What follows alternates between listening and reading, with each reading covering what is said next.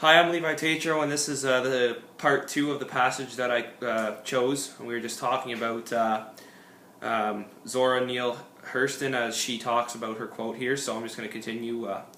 So in this passage, which is passage, chapter 16, Hurston carves out an exception to the gender dichotomy that she presents in the opening sentences of the novel. Mrs. Turner's worship of qualities that she will never possess groups with her men whose ships sail forever in the horizon. What is peculiar about this passage, though, is the implicit comparison between Mrs. Turner and Janie. So it really represents Mrs. Turner and Janie together. The indiscriminate suffering and the real blood that may lead to the wisdom could equally well belong to Janie. Janie's trip to the horizon requires her to suffer at the hands of two husbands, shoot her third, and brave ferocious hurricane. So Janie goes through a lot of torment in her life that makes her suffer, but in the end will all be worth it, and she learns a lot from it. Yet for Janie, suffering is not an end in and for itself. She endures it so that she may experience the fullness of life and the good that comes with the bad.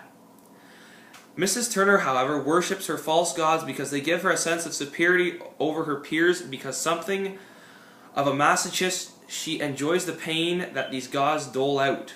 So Mrs. Turner enjoys seeing people, and particularly the African American people who she dislikes, suffer.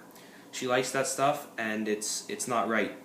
When she is mocked for her views by others, she feels like a victim and a martyr, a feeling she finds pleasurable, so she likes this pain.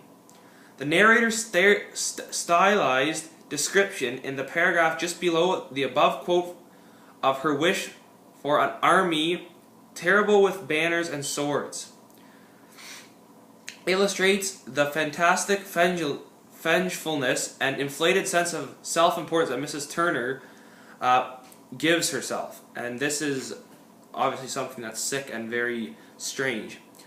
It is this pleasure of pain that motivates her to worship gods who dispense suffering without reason. So we see that Mrs. Turner is a very, she likes suffering and is a very, almost like an evil woman. Quick little conclusion of this quote.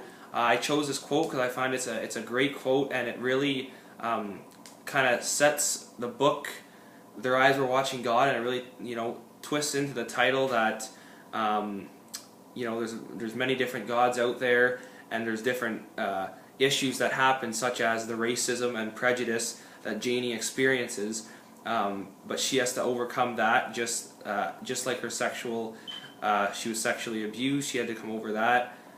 So there's many things that she had to overcome, and I think that this was a good quote showing that how really strong Janie was for being able to overcome her sexual abuse, the prejudice and racism that Mrs. Turner showed, and being the sick woman that she is, that we read here and saw that she wasn't fully there. So I think it was just a good quote that I liked, and it really showed Janie's character. Okay, thank you.